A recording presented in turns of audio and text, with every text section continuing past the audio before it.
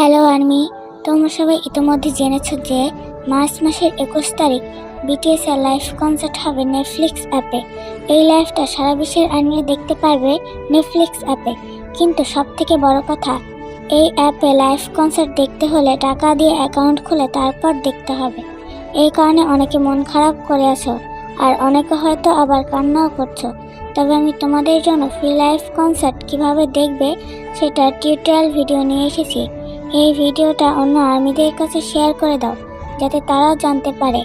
আর মন চাইলে কিছু কপি লিঙ্ক করে দিও। চলো শুরু করা যাক।